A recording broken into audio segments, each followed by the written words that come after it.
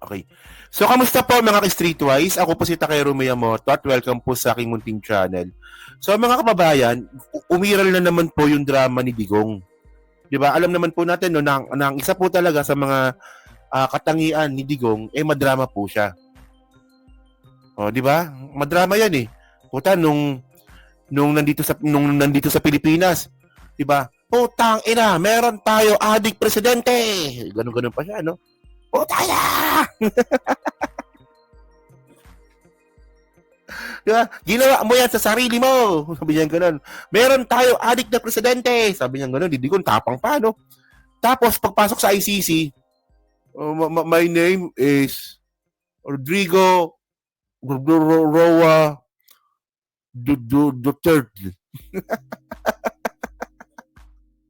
Putang na, nagkasakit bigla. Ano ka? Puta, nung nandito, puta pa si Muno ng maisog. Pagpunta dun sa ICC, nakaganon na lang eh. My name is Rodrigo Roa Duterte. Ha? Tapos, alam nyo, no? Ang nakakatawa doon, nagbibingi-bingihan pa. Kunwari wala naririnig. Gago pa. O so ngayon, alam na nating madrama po yung hayop na yan. So ngayon, drama na naman po siya ngayon. May drama na naman po siya. Oh, sabi dito no, not fit to stand trial. ICC postponed Duterte's confirmation of charges hearing. Alam niyo kasi mga ka-streetwise, no, napaka-importante po talaga ng confirmation of hearing na mangyayari po dapat sa September 23. Kasi po dito po malalaman kung itutuloy ba o hindi yung kaso kay Digong. Oh, mukhang ang nag-uulong po kasi nito si Kaufman. Si Kaufman po yung nag-uurong nito. Syempre kung ito basic lang to mga kababayan basic lang to Kung alam nyo ba na malakas kayo sa kaso, iuurong nyo ba yung hearing? 'Di ba? Tandaan po natin mga kababayan no, yung palagi po nagdi-delay po ng hearing sa anumang kaso, malimit po talaga dito yung mga dehado. Kasi kung ako, alam ko mananalo ako sa kaso, pag malakas yung kaso ko, ayoko nang nadidelay dyan. Gusto ko matuloy ng matuloy. Oh. Wala pa nga, no? Kung kailan wala pa alam ko wala pa Wala pang schedule ko kung kailan yung magkakaroon ng hearing. Basta, ang malinaw, kinancel na. Yan, no? Yan, no? Di ba? Putang ng mukha nito, no? Nung nasa Pilipinas, galit na galit Ganun, no? Akala mo talaga. Akala mo nakasampung robust galit na galit no? Nung humarap sa ICC. Wala no? Wala So ngayon, tinan nyo to, sabi dito. The International Court on Monday announced it will be postponing the hearing of the confirmation. So, confirm na nga ito. Confirmation of charges against the postponing So, ibig sabihin, lagpas September 23. September 21. Hindi malabong September 21. Kasi nga, pinospone na nga Di ba? Pinospone na nga September 23 tapos September 21 pa, parang hindi naman nata. So, the International Criminal Court on Monday announced it will be postponing the hearing on the confirmation of charges against former President Rodrigo Duterte. In the press release, the ICC said the pre-trial chamber decided to postpone Duterte's confirmation hearing, which was supposed to start on September 23. O baka September 23. O nga, no? Piloso po si Ma'am, no? O nga naman, no nga. Kung hindi September 23, 24. O, di ba? Okay. So, sabi pa dito. Citing a request from, citing a request from Duterte's defense team. No? So, ang nag-request po talaga dito, kampo po ni Digong. Hello po kay Flarimia Papa. Hello po, no? O, di ba? Ewan ko dito. Nasasabi dito, no? Following a request from the defense of Mr. Duterte was an indefinite adjournment of the proceedings alleging that Mr. Duterte is not fit to stand trial. O bakit nga? The majority of the chamber considered that a limited postponement of the hearing on the confirmation of charges was warranted to allow sufficient time to adjudicate the request and the related matters. It said adding a different date for the start of the confirmation hearing will be set on the later time. Okay. So ang gusto pala ni Kaufman, indefinite adjournment. Puta kapal ng mukha, no? Pinapospone mo na, gusto mo pa, indefinite adjournment pa. Hanggat ready na raw sila. Ay, napakaintindi ko dito, ha? Oh. Ay, nang pagkakaintindi ko, ha? Hanggat ready kami. Kaya lang, paano pag hindi kayo ready? So, wala nang confirmation of charges. Tandaan yung mga kababayan, ha? Yung mga pamilya po ng biktima ng ICC, nasa dahig na. Mga 15 ata yan, 15. Nasa dahig na po. Oh, at may kasunod pa. Oh. So okay na yan, no? So ngayon mga kababayan, no, isa sa mga kinakatakot ngayon ni Digong ito. Ito, nabalita to kayo ng umaga eh. Di ba? Garma agrees to testify against Duterte before ICC. So okay na. Si Garma po, na po, pinakamatibay ito na actually, pag si Garma ito, ito malupit to eh. Pag si Garma po, naging testigo po sa ICC, no? Magiging na lang po yung testimonyo nila, nila Las Cañas tsaka ni Matubato. Magiging supporting na lang po ito. Kasi po, yung nangyari po kay Las Cañas tsaka kay Matubato, panahon pa to nung mayor pa si Digong. Di ba? Pero si Rina Garma, mga kababayan, malupit po ito kasi ito po yung continuation ng ginawa po ni Digong sa Davao City. So, ibig sabihin, psychopath po talaga yung matandang ito. Mula nung naging mayor siya, mamamatay tao na po si Digong, hanggang naging presidente po siya, mamamatay tao po talaga siya. Do? So, makukumpleto na po yung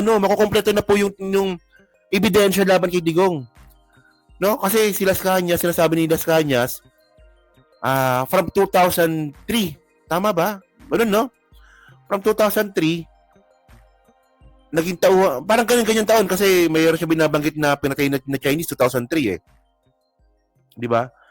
Na andun pa lang daw po kasama niya na si Digong na pumapatay ng tao without due process. Tapos syempre, mayor si Digong noon. Ngayon kung magsasalita si Rina Garma, kumpleto na yung kwento. Di ba wala nang lusot si Digong dito?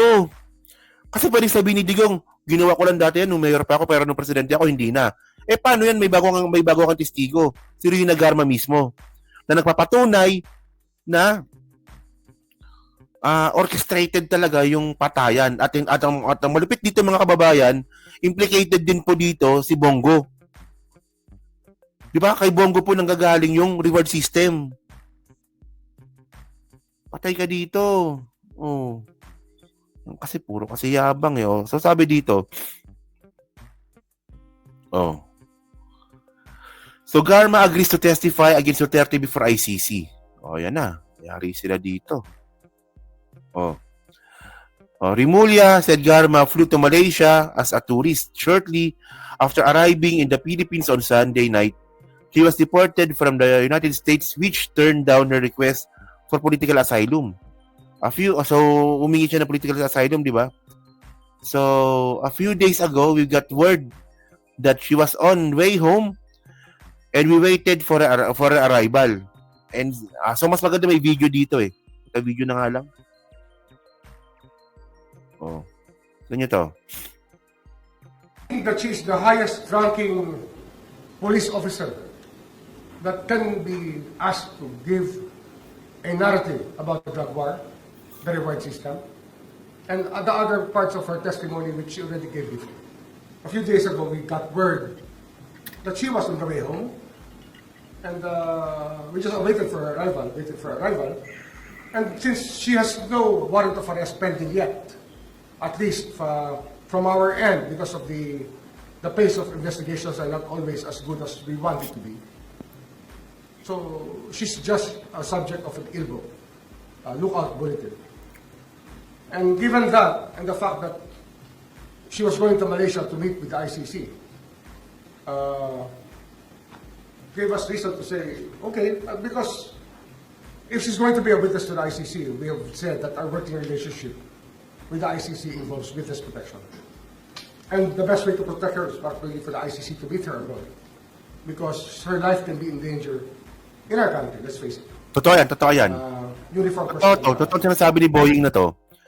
Mas maganda pong si Garma po nasa ICC. Kasi pag nasa Pilipinas po si Rina Garma, mas delikado po buhay niya dito. At least si Garma nasa ICC. Kasi mga kababayan, no, yung kinakatakot po talaga ni Garma is yung kaligtasan niya, pati kaligtasan ng anak niya. Oh. So kung dito sa Pilipinas yan, delikado talaga sila kasi in-implicate niya si Leonardo, sila Danao, kasama ata si Danao, di ba? Si Bongo. Nakalaya yung mga yan. Nasalaya yung mga yan. Di ba? Si Digong wala na si Digong kasi nakakulong na Paano yung iba? At least pag nasa ICC siya, nakatago siya doon. Oh. So, as we speak, she's with them right now, with the ICC people in Malaysia. So, sir, officially, nakikipag-usap, umuo na ba siya? Siya po ay pumayag? I think she has agreed to be a witness, according to Senator Sally Trillanes, because Yun. I've been working with Senator Trillanes. Si Trillanes na naman. Si Trillanes. Because we have no real official relationship with the ICC except for the fact that we protect the witnesses who are here, who may be the subject of an ICC request, because we have to protect our witnesses. And these people, the complainants are from here, the witnesses are from here. So it's just right that the Department of Justice protects the citizens who may be inclined to testify.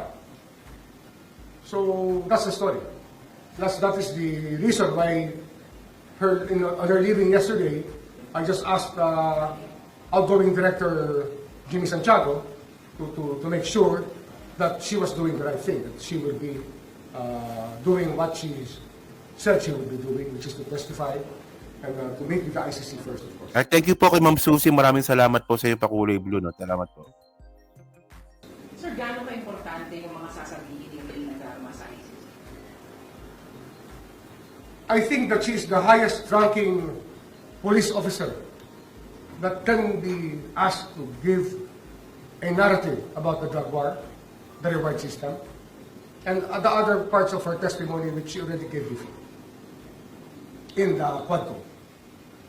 Pero sir, ano pong mangyayari naman dun sa reklamo laban sa kanya para po dun sa pagpatay ni kay PCSO Board Secretary Wesley Barayuga, yung involvement dun sa 30 inmates in that? Ano yan technically kasi, if you look at the Whistleblower Act, she's under our protection Yan ang lumalabas dito, di ba?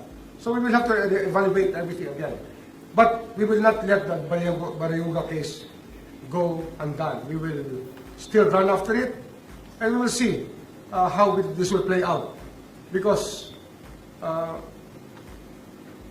the testimony in the ICC is very important, I think.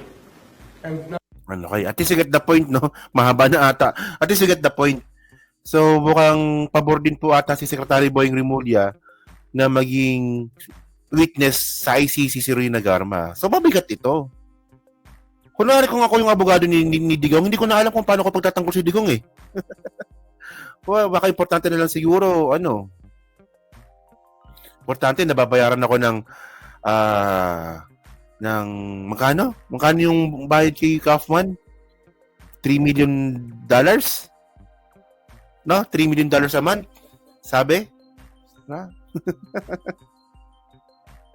Oh. So, yan. Minsan lang ako sa live dahil ibang oras dito, but you are my... Ay, maraming salamat po, Ma'am Susie from Hawaii. Thank you po, no? Okay, thank you po, no? O, di ba? So, yun mga kababayan, no? So, kayo po, no? Ano masasabi nyo nga po dito sa drama na naman po ni Digong? Well, kasi hindi ko talaga makuha yung point eh. Si Duterte unfit para humarap sa sa confirmation of charges. Unfit saan? Unfit yung ebidensya, unfit yung depensa, unfit yung kalusugan. O di ba? O mukha siyang fit na so ngayon, tinangayin natin kung anong mangyayari dito no kung akala ko pa naman meron tayong content sa September 23 kasi nga po confirmation of charges na to. No? Kasi ibig sabihin pag confirmation of charges, no? Legit yung debanda kay Digong. Kaya nga ito para maliwanag lang no. 'Di ba si Duterte nahuli March, 'di ba? March 11 kung hindi ko nagkakamali, 'di ba? So kaya March, April, May, June, July, August, September, kaya 6 na buwan yan mga ka-streetwise, binigyan po ng pagkakataon ng korte ng ICC, yung kampo ni Duterte, no, na makagather po ng ebidensya, no, ng counter evidence para po mapatunayan nga po ni Digong na wala siyang kasalanan para hindi na nga po matuloy yung trial sa kanya. So mukhang hindi yata sapat yung 6 na buwan. Sa puta, ilan yun? Ilang ano yun? Ilang charges yun? Yung mga namatay, mga 40 yung confirm. Medyo magiging complicated kasi pag pag-usapan pa natin yun. Pero ang ebidensya po kasi almost 1,000 mahigit. Mahigit 1,000 pala yung ebidensya. So okay naman, paano yun? So paano? Kulang talaga 6 months doon. O, di ba? So, so yun mga ka-streetwise na so kayo po, no? Takero, saan? Ohio. Si Pusit, saan naman magturo? Si Pusit po papunta siyang Japan. Oo. Di ba? So, yun na. So, mga kababayan, so kayo po, no? Ano pa masabi nyo nga po dito? Dito nga po sa drama na naman po ni Digong. At ano rin po masasabi nyo nga po dito sa pagiging witness din po ni Rina Garma dito po sa ICC. Yun, so pa-comment lang po sa baba. Binabasa ko pang lahat yan. Okay, at syempre dyan po Steam Replay, pa-like, pa-subscribe. Yung makalabisan, pa-share na po ng video po na to. Okay. So, sleep well mga ka-streeters. So, tulog mo. Yung mga inaantok na matulog na po. Okay lang po yan.